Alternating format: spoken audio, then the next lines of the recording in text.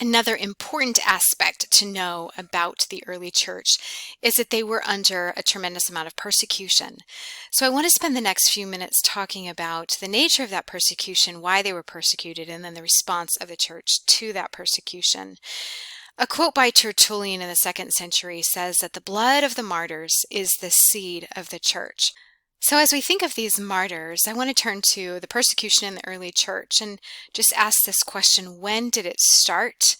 Why did it start? We know that at the time of 65 AD with Nero, after the burning of Rome, that Christians were blamed for Rome burning. We don't know exactly how Rome started burning.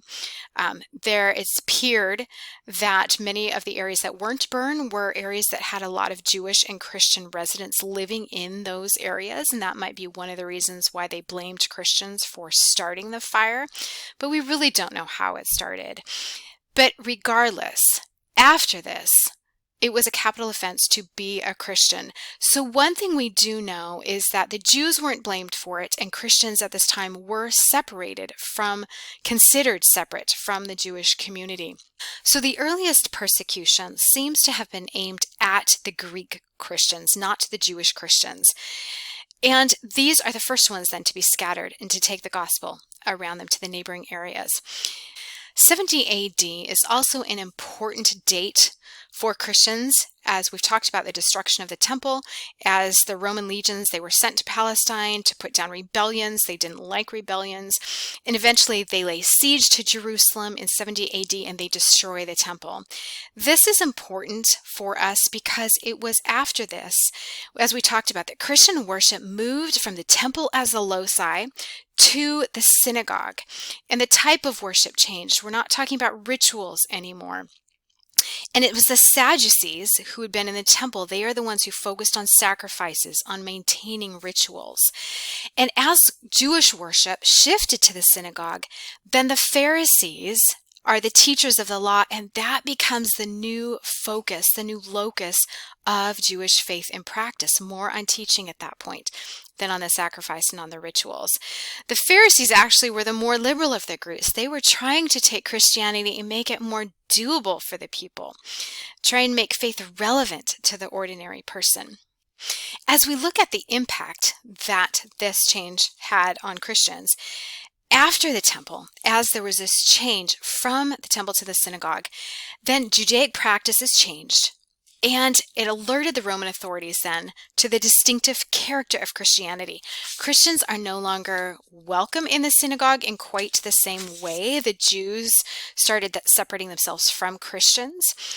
And Christians then, as distinctive, had their privileges revoked as well because they were considered no longer connected to Judaism, therefore a newer religion, and they lost that privilege that was gained by the Jews as they were considered an older religion. So as a new religion, they had to start paying taxes now. They had to start participating in military service and start worshiping the emperor, which the Jews were not forced to do. So as Christians became increasingly separated from the Jews, they were often expelled from the synagogues as false Jews now, as they're worshiping Christ. They began meeting in houses for the breaking of bread, instruction in the faith, and support. So the leadership during this time, it's shifting from a Jewish Christian leadership. And we have throughout the book of Acts that notice that transition that takes place to Gentile Christians. And eventually these Gentile Christians come to dominate the church over against the Jewish Christian communities, which eventually fade out of history in around the 5th century or so. When Nero died in 68 AD, the persecution did stop. But we have Vespasian, a ruler after him, and then his son Titus, who really kind of just ignored the Christians. It's Domitian in 81 to 96 AD, during his reign, that he began to persecute Christians again, but we're not exactly sure why he began to do this. As we look at some documents, some really important documents between Pliny and Trajan the emperor. Pliny is a ruler in a Roman province in what is a north-central Turkey, and he was ruling there around 111 AD. He's not particularly bloodthirsty, but he's conscientious and trying to figure out what to do with this group of Christians. He says, all they do is sing to Christ as to a God. They swear not to steal. Those sound like good things to me. They swear not to commit adultery or sin, and they gather together for this common meal. So from these documents that we have, we see this conversation taking place between Pliny and between Trajan the emperor. And so we learn about some of the practices of early Christians as well. And the emperor responds to Pliny. He basically says, you don't need to go out and try and find these Christians. We don't need to go find them. But if they are accused, and if they're accused by their neighbors, and so you actually needed to make sure you stayed on good terms with your neighbors and make sure they actually like you, and if they don't recant, if they're accused, they don't recant, they should be punished then. But don't go looking for them. Those Christians that are willing to worship gods can be let go. And this was a policy that continued long after Trajan's death. So his response to Pliny set the stage for the empire's response to Christians. Generally, don't go look for them. Leave them on their own. But if they're accused, then they have to be punished. What we do know also from our study of Roman practices and religious practices is, as I mentioned, that Christians posed a political threat. It made the gods angry if they didn't sacrifice to the emperor as a sign of loyalty. So here by the 2nd century, we have a couple of famous martyrs. Martyrdom was viewed by the early church not something that one chose, but for which one was chosen by God. You didn't choose martyrdom. God chose it for you. Otherwise, if God did not choose it for you, there is no way you would be able to stand through the suffering that martyrdom brought.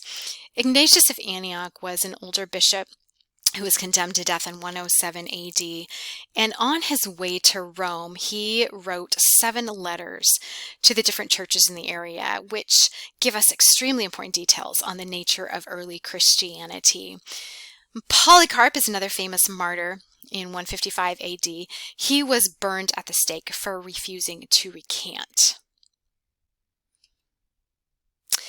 After the persecution by Domitian and during this time with Pliny and Trajan, Marcus Aurelius is the emperor in 161 to 180.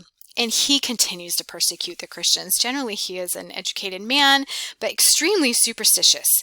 And the Christians are blamed anytime anything bad happens. Anything bad. If there's a flood, if there's an invasion, an epidemic, who do you blame? You blame the Christians. And so he took that out on them. During this time, we have a couple of famous martyrs under Marcus Aurelius. Felicitas and her 7 sons. Felicitas was a widow, which was an organization in the church who devoted her life to the church, and she and her 7 sons were martyred during this time. She encouraged them to stand strong in the faith. Justin Martyr is probably the most famous and the best Christian scholar of his day, who was also martyred under Marcus Aurelius. After Marcus Aurelius, Commodus came to power, and the persecution and the number of martyrs did lessen a little bit under him. After Commodus, we have Decius, who became the emperor, and he wanted to go back to the old ways, which means we need to sacrifice to the gods again. We need to keep those gods happy. And the Roman Empire is in bad shape at the time. There's inflation, plagues, political instability, invasions, wars. In order to respond to these, if the gods are unhappy, then we need to start sacrificing again. And so he requires a certificate saying that people have sacrificed. This is enforced by local committees. We have all kinds of stories in church history of mobs who are attacking and killing neighbors who are Christians. So great persecution took place just by neighbors killing neighbors by these local committees. And so some Christians forged documents to protect themselves, but we have this intense persecution that comes back. Now, the official persecution ended with Decius, with his death in 251, but it continued again in 257 with Valerian. Bishops, elders, and deacons are put to death immediately. Laity with a high social status lose everything. Women who have a high social status are exiled, and those who remained Christians were executed. Valerian is finally defeated by the Persians, but persecution finally ends and Christians worship openly for the next 40 years. Technically, it's still illegal to be a Christian, but the persecution ends and they are able to finally go back to positions of leadership. They end up in the military. We come to Diocletian, and we'll talk about some of this persecution with Diocletian and the challenges that come out of this for the church of what to do with those who went along and maybe got false certificates saying they'd sacrificed or turned over the books that he asked to be turned over. Diocletian also wants to restore the greatness of the empire. And so he centralized his power and he sought to create control over society.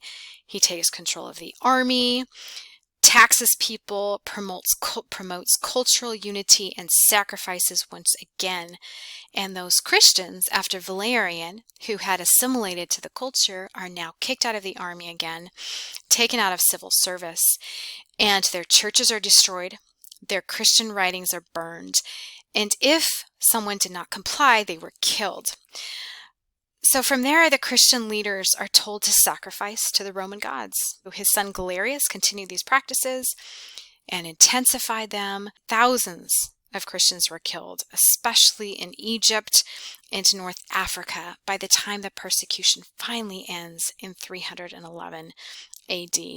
Fortuitously, Galerius gets ill, and on his deathbed, he asks the Christians to pray for him, which ended persecution and finally opened the way to a new area of Christianity. And this is really an important date. Constantine's conversion is also an important date for an end to the way of Christianity came to be viewed in a new way. But this deathbed edict by Galerius was also extremely important to the Christians and to lessening the persecution. So we've seen that they were persecuted, and we have some sense of why they were persecuted already. But some of the accusations that were made against Christians is that they were atheists. And they are considered atheists because they don't believe in the gods of the Roman state. Christians are thought to be cannibals because the language that they're using in their worship service is that they're eating the flesh of Christ and drinking his blood. And people have no idea what's actually going on in these services. They're not there. They also know that they are taking care of the Roman children who have been abandoned, the babies that are left on the garbage piles by their fathers. If it's a girl child and they don't want it, the Christians are saving those children. And so they think, the secular society thinks that they are taking those little newborns, putting them in a loaf of bread, cutting it and eating them. So they think they're cannibals. They're also called spoil sports because their lifestyle condemned the actions of the Roman society. Christians did not want to go to the arena. They did not want to participate in the local patriotic festivals of worship to the local gods. They wanted to serve their own god. They did not want to go to the theater. They saw the theater as pornographic.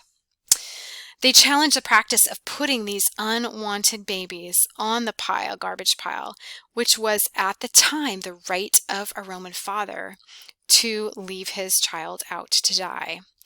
They were seen as anti-family for saving these children. As I mentioned before, they're just blamed for anything that happens. They were beheaded, they could have been sent to the arena, or beaten and killed by local vigilantes. There's also a class prejudice that we need to point out here as well. The elite and cultured saw Christianity as a religion of barbarians who got their teaching from lowly Jews and not from Greeks. So anything Greek is better, but anything that is Jewish is considered lowly and barbaric. And so they got their teachings from them. Great class prejudice. This challenge will continue to come up. The exclusive faith, the monotheistic faith of Christians challenge the pluralism of the day.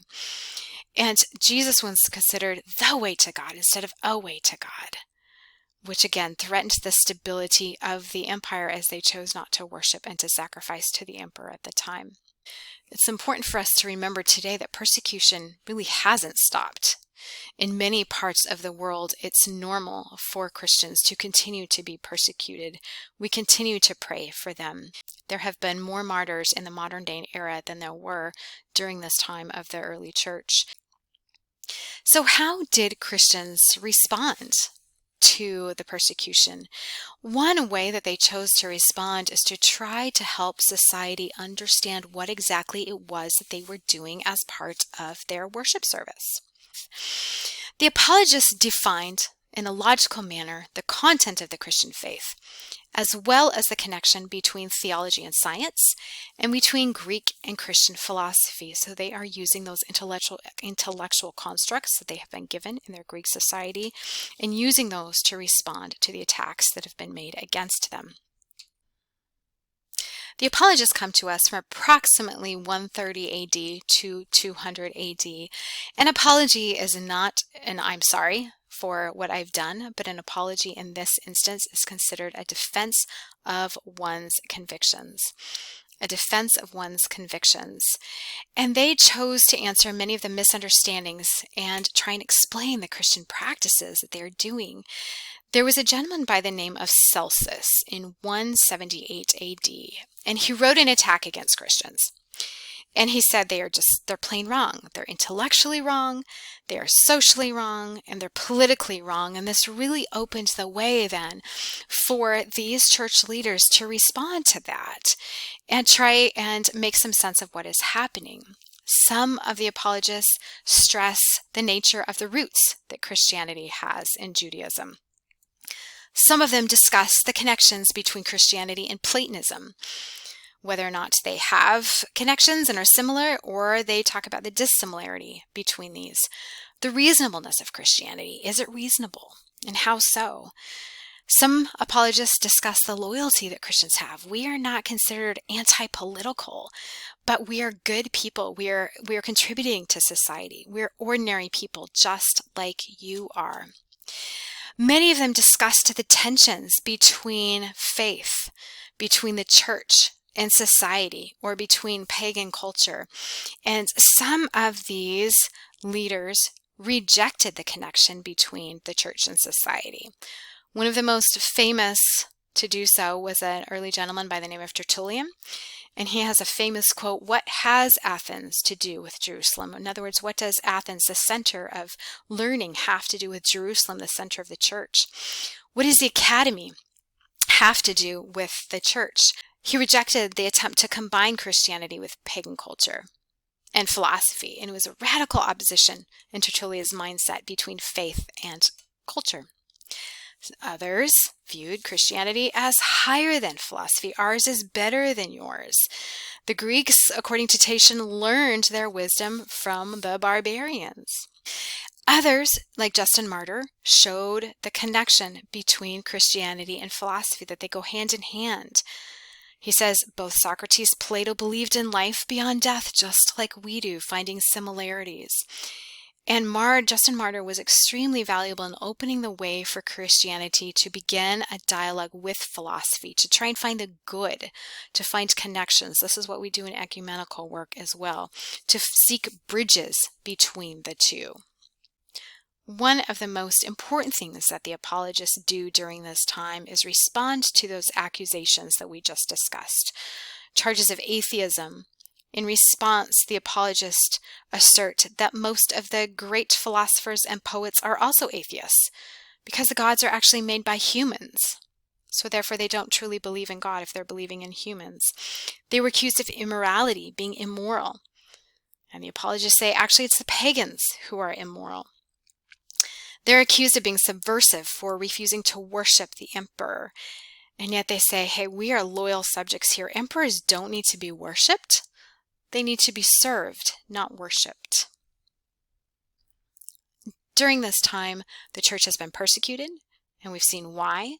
And we've seen how the apologists have responded to this. And the church is also in the process of developing its theology. It's new. It's separated itself from Judaism and trying to figure out exactly what its identity is, how they want to structure themselves. As we look at some of the developments around the beginning of that 3rd century, they are developing a universal doctrine, what we can call a Catholic with a little c doctrine, a universal doctrine, working on one canon, a single rule of faith that we'll discuss more next week. They're seeking uniformity of their procedures, of Eucharistic, of communion procedures, of baptismal procedures. They had to respond to a number of questions during baptism that create some of the first baptismal creeds. Credo just means I believe. The Apostles' Creed is one of these that comes out of the baptismal ceremony. We find infants that are being baptized during this time. A number of different arguments are coming out by church leaders. Do we baptize infants? Yes. Some say no. We need to wait until they're a little bit older.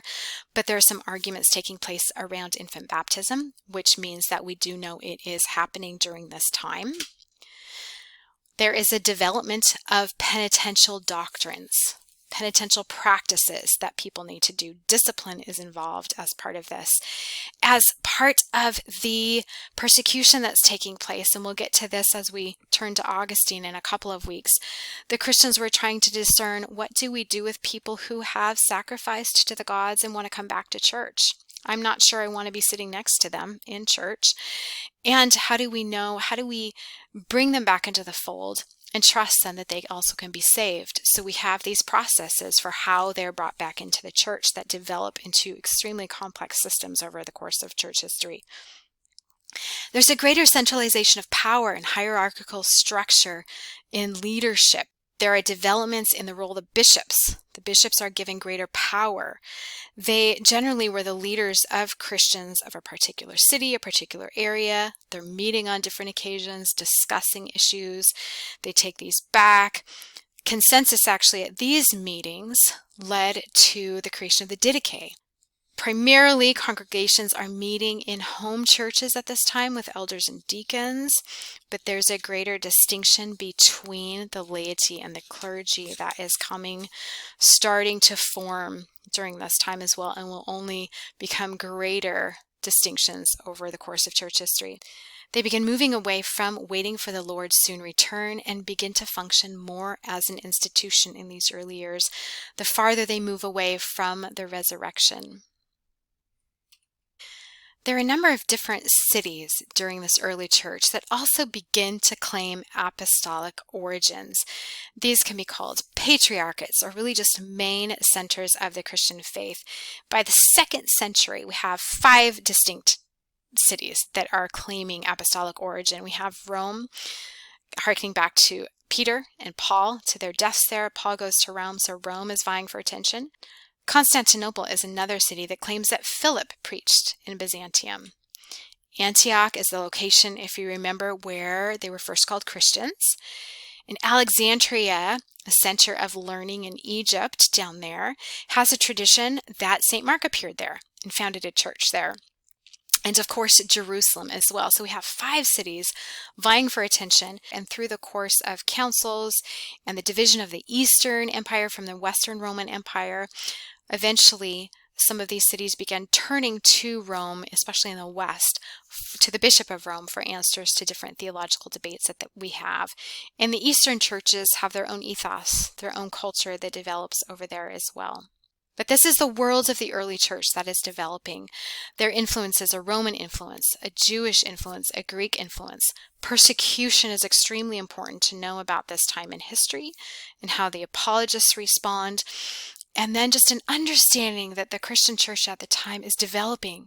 It's nascent, it's forming its structures, it's forming its beliefs and its patterns, which really set the stage for what we see in the Catholic Church today and their practices, but they are rooted in these developments of the early church.